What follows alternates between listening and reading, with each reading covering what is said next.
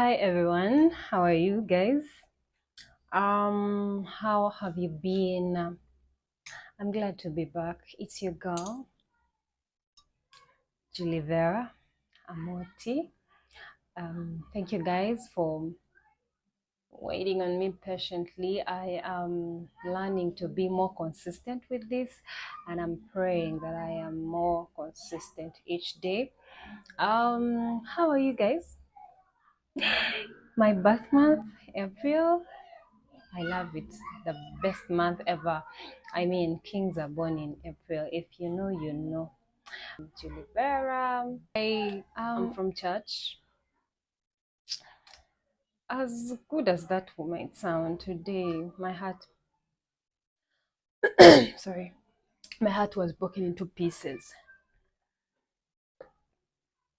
in so many ways because, man, you wonder how attached we get to pastors. Like, even when you don't talk to them, like you're not close, but you're seeing them from afar, you feel like, this is my pastor, this is the one I understand. And guess what? Today my pastor was taken away. Oh, guys, honestly, I felt like shedding tears in church when they said they were giving him another position in church. Even though he's going to be around somehow, I still feel like, no. You know, usually they've been changing these guys and they don't take him, and I feel like, yeah, that is our guy. At some point I actually thought probably for him they had given him that and that is it. But guess what? They took him away. But on the bright side, my sister's pastor was also taken away from Bogolobi, where she prays from. I was like, yeah, we can mourn together, right? I don't know where to start Selfish. From, but I said today I would actually do this, and I am doing it. Yeah. So, I would just to catch up with you guys, catch you up on my life, my little life I'm living. Yeah, guys, I record from this bedroom, which is mine temporarily. It wasn't mine to begin with, but yeah, I record from this bedroom where I sleep. And I've been thinking about my journey and what I want to do with myself this year. And guys, I have plans and I cannot wait to show you what I'll be doing next in my life. I am excited. But yeah, I went through March and half of April as a grateful person. To be honest, I think March was all about my friends' birthdays, finding myself again, trying to go out more. I've been a homebody. Homebody. Like they say, when you start calling yourself a homebody, you're growing old. Which is no joke. I am aging in age by getting younger in body.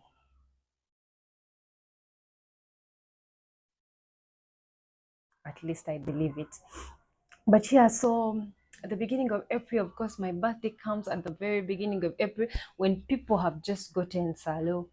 So no excuses for not giving me a gift. But I'm grateful. I'm grateful for friends. My friends took me for, I mean, for dinner, for lunch during the birthday period because it also came with Easter. I got to enjoy it, to have a full celebration, double celebration for the birthday girl. So it was nice. It was nice. And I can't tell you how much I appreciate my friends. I don't tell them I am, what can I call it? I rarely talk about my feelings, but deep down, I sit down and appreciate God for the kind of friends He has given me. I appreciate Him every day. I be like, God, thank you for Momo. Thank you for Natalie. I be there and I'm like, God, these are good people in my life. And I'm amazed, by the way. But these guys take me anyway.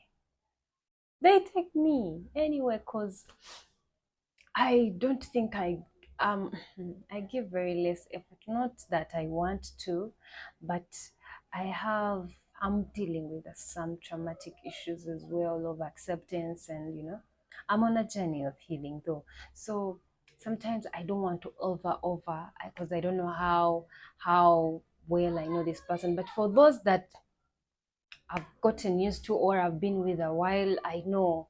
And those ones I'm not shy about it. I tell them, girl, I appreciate you, I love you, I thank God that you're in my life, and till the wheels fall off. Yeah, so I got gifts. I got money. Yeah, I got money, and I ate.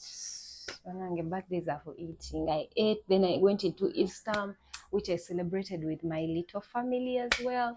We celebrated. My nephews were here, and my brother and sister-in-law. So my brothers and my sister-in-law, my sister. So we celebrated. It was a big celebration. It was food, food, food. We had fun and we were dancing. We did some karaoke.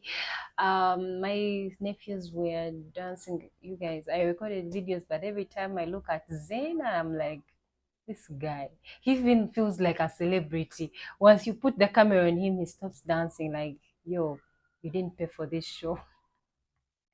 Don't go showing off that you know me. So, girl, stop. So yeah, we had a very good time, and it's been good. It's been good. I've been trying to work on my savings, on my goals for 2026.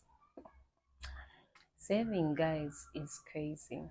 I was telling a friend in office that you don't have to have a fixed account for you to save, because if you're not financially disciplined, even when you put that money into a fixed account, the day when you're not able to access it, the next month you want to put in money, because you'll be like, man, this is my money. When I want it, they can't give it to me. Let me just not put at all. So you end up having that fixed account with zero balance. So that's why I was telling her that even when you keep money in a whatever unit trust, and even in your normal account, a savings account, you are able to say, I will not touch that money if you're disciplined enough. Because even me, I'm on a journey of that discipline, because when I see money, I think of spending. So I was telling her that if you're not financially disciplined, even when you keep your money in heaven, you might die early because you want your money. So it's been all that. It's been thinking about change. I was on someone's Instagram where she asked if we can ask some questions, and this is somebody who looks like they're getting the life thing together, and like they're inspiring to look at. So as I wanted to ask, how did you manage change? Like, because that person is somebody who has moved out of certain situations that they have oftenly talked about publicly. They have expressed how they have changed their lifestyle from this to that, and or quit their job from here to here. So I wanted to ask, but then I was like, so lame. Why would I ask somebody what it took them to change? And then later on, I was like, I should have asked. I wanted to know, so probably I could have learned something or two. So there, I'm diagnosing myself with things at some point that sometimes I chicken out so fast. I get scared quickly. I fear doing things that are actually harmless. I am always thinking to do something and then I don't do it. So I've decided to make two major changes in my life this year, and I'm going to do it. It's scary. It's scary. I cannot tell you what I'm going to do, but it scares the heat out of me. But I'm still going to do it. And it feels good when you take a bold step and it actually works. It feels so good, guys. It feels so good. So, um, change has been one thing that is so uncomfortable for me, and I'm thinking that I can conquer that this year. And okay, part of the things I want to change really, because I don't think there's a day in life whereby change will not give you butterflies. It will still give you butterflies, however much you have been through it and what, it will always give you butterflies. But I am educating myself on that. I'm reading more. Guys, read books. Read books. I've been reading a book called Why Am I on Earth? And it's kind of Christian, but it has taught me things that I see every day, of course, and I ignore. And I'm so impressed that I actually saw somebody talk about it on a very deep, deep, deep scale, deeper, because in that book I've seen the power of fellowship, like being around other people. Please don't isolate yourself, guys. Don't isolate. I have a very bad experience recently with somebody who isolated, and they are a family member, and they got addicted into they got an addiction, and it almost ended their life. So don't isolate yourself. Find a space of people that you can trust, that are for you, and convene with them. Speak to somebody if you have a problem. And also, this has also taught me, the book I'm reading also has told me that God has made us, shaped us. So we all have shape, and it's unique. And in that shape, God wants to use you with your unique shape. So we tend to look at what others have more. We tend to look at what others are doing well, and we also want to do that. But we have our own abilities that God has put in us, that are in there, and they're waiting for you to tap into them, and boo, you'll bloom. So yeah, I've seen that there. Then there's power of servanthood. Then there is transformation in trouble. Oh, guys, transformation in your troubles. I even didn't know. I didn't know. I'm a crybaby. I am emotional. Anything that doesn't go well, I immediately start crying. I do not cry around people. I try my best not to cry, but if I can't help it, I find myself crying. But let me tell you one thing for sure.